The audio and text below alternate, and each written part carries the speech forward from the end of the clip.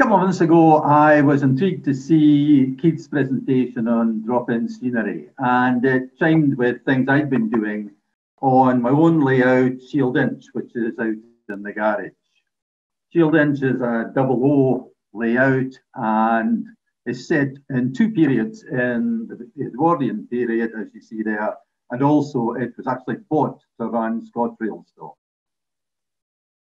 As far as drop-in scenery goes, being a garage layout, the idea of working out there in the winter isn't all that attractive. So the workbench in the study is a much more attractive option. And it also gives you the opportunity to repair, update, and so on bits of your layout. It also gives the opportunity to install lighting and animation in the rush to get Shieldinch ready for the 2018 Kirkgard exhibition. That was actually put on hold, and unfortunately I haven't actually got around to that, but the road to damnation paved with good intentions.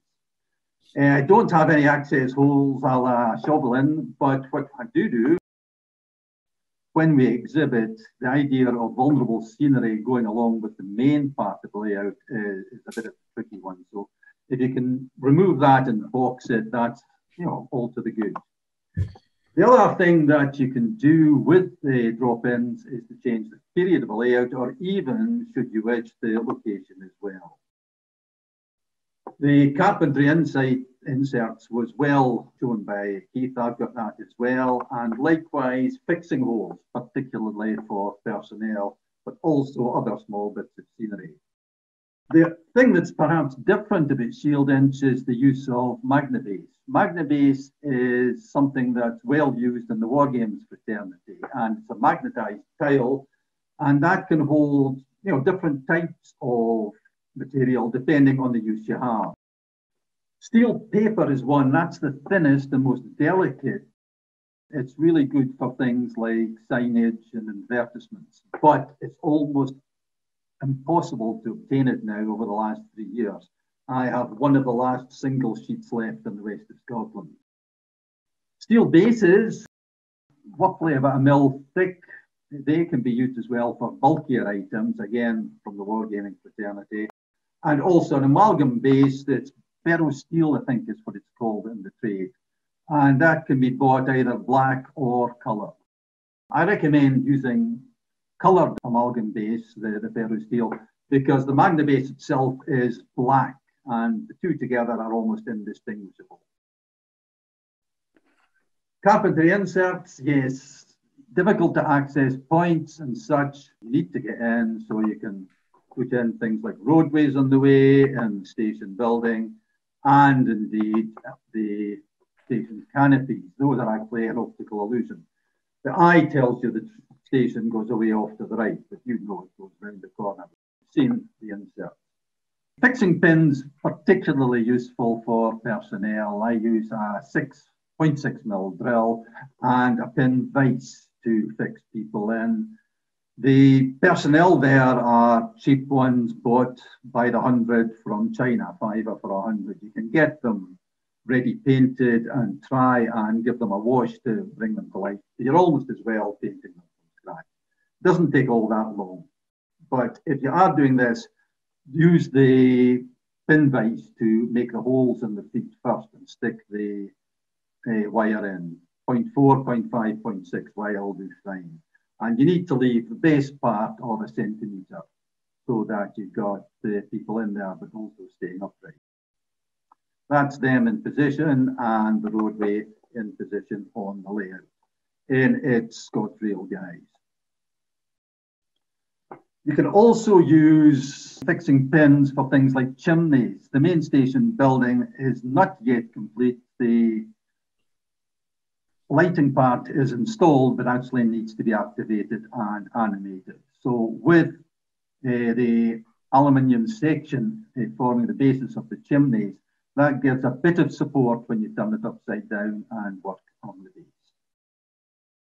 You can also use the aluminium section for things like supports within buildings. The Edwardian tenement there, based on Annie's Land Cross or Annie's Land Cross mansions, can actually come apart, and eventually I'll get around, as my beautiful assistant shows, the aluminium sections there, but you can detach the shops and put in a contemporary one as well. In terms of using Magnabase, the great plus, I suppose, is that you can have these scenic inserts without having to cut the baseboard itself. If you're using card, the Magnabase will keep that flat as well and stop it warping. You can also use very much smaller period details using steel paper if you can still get it. That will cover things like railway signage, advertisements, and the like. The best source for Magnabase is a firm called Magnetic Displays, who also have a trade name, Corridani, and Trevor himself is based down in Skegney. He'll sell you the ferro sheets, 40mm thick. Set of offcuts will cost you about £4.50. If you want larger bits, you can spend up to 19 quid. Or you can get the coloured bits, I think it's 5 of them, 200 by 150 for just over a tenner. And the magnetic tiles, they come in a pack of 5 for £11.50. Okay, it's a bit of an outlay if you're not sure whether to do this, but it's really quite straightforward. The only difficulty is deciding which way you're going to put the metallic base or the Magnabase. It actually doesn't matter as long as you're consistent. Now, you can get metal bases from the internet, for example, Precision War Game Supplies. They'll give you galvanized steel bits, and you can get singles for about 21 pence, although you would actually want to buy them in bulk. The station building itself on Shieldinch is based on the one at Possil. I'd wanted to use a real station for the layout rather than one derived from my kit. That's the station they are taken in 2018, not 19, as the camera would suggest. My camera is a year out of date. At that point in the winter, it was this January, I think, it was looking in a fairly sad condition by that point. It's rather worse now. It's almost tragic seeing the state the building's in. But by taking photographs and measurements, I was able to reconstruct it, and you can see on the station name boards the magnetic tile insert there. So that enables you to put in the Caledonian period. Again, my beautiful assistant helping there. Those are done in the computer, the Shieldinch signs, printed onto photographic paper and then backed by the steel paper. And those will just come on and off fairly easily. And likewise, the ScotRail period, you can see the same thing happening there. If you're modelling more than one period, there are certain things that you have to watch out for. One of them is platforms. In the Edwardian period, platforms were rather lower, perhaps 2 brick courses or 1 stone course lower. So you have to take that into account. You have different surfaces, and also you have different clearances. With longer modern stock, you need to make jolly sure that your 56 or 60 or 70 foot long stock can get around in a way that perhaps you don't have to worry so much about Caledonian 45 foot stock. The surfaces are different. The modern ones have safety tiles as well. So really you've no option but to build 2 different sets of platforms. But having done that, it's relatively simple with Magnabase to fit them in position. There you have the Edwardian period with a North British train running through some empty stock. You can see the paving on the edges and the kind of amalgam surface on the platform itself.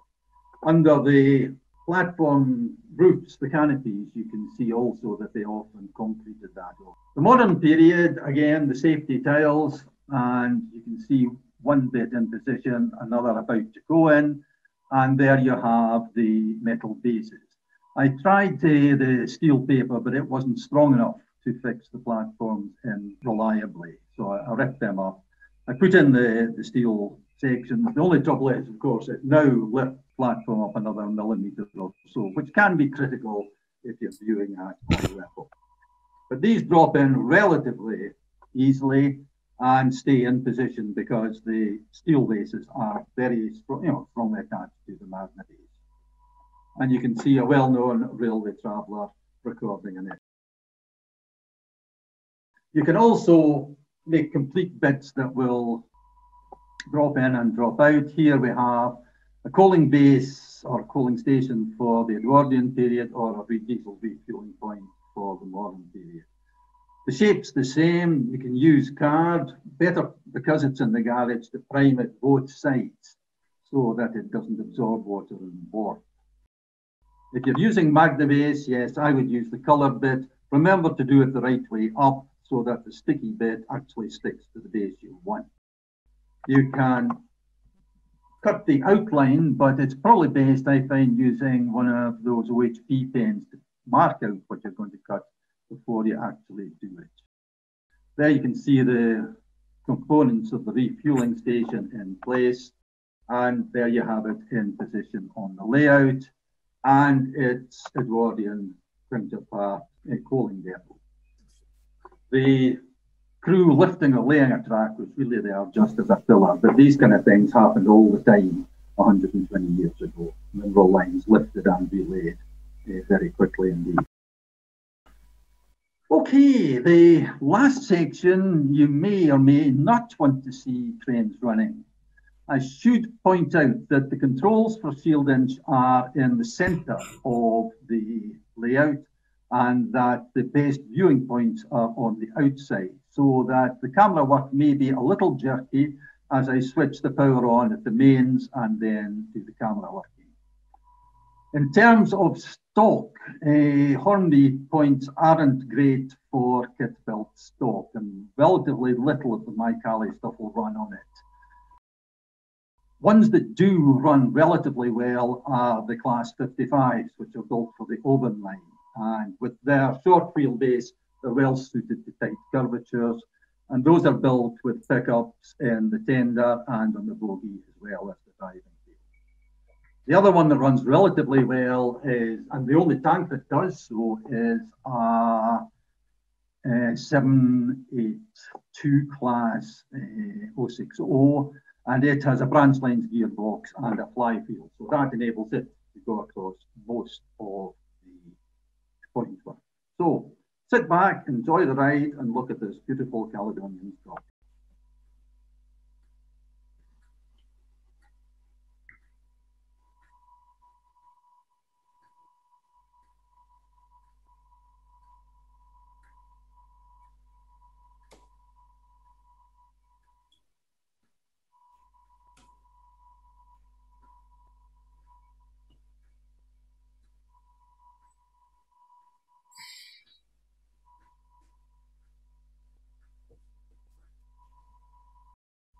And there's more.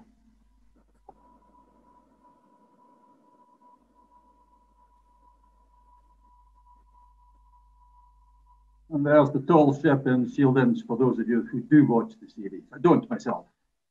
Okay, and finally more again.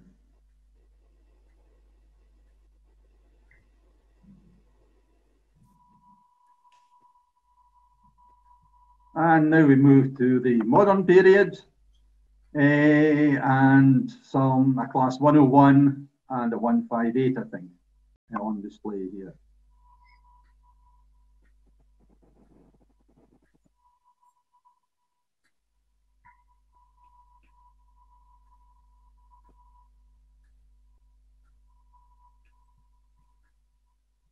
And a good shot of Furtalo.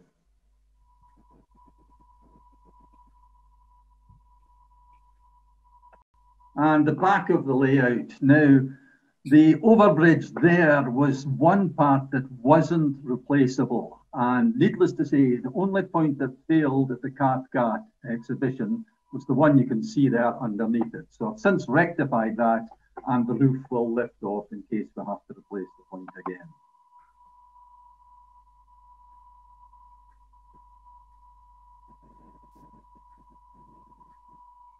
And the Shieldinch gasometers.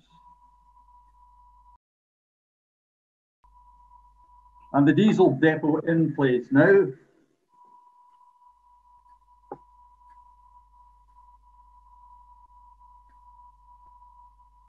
And once more, out of the mists, ScotRail.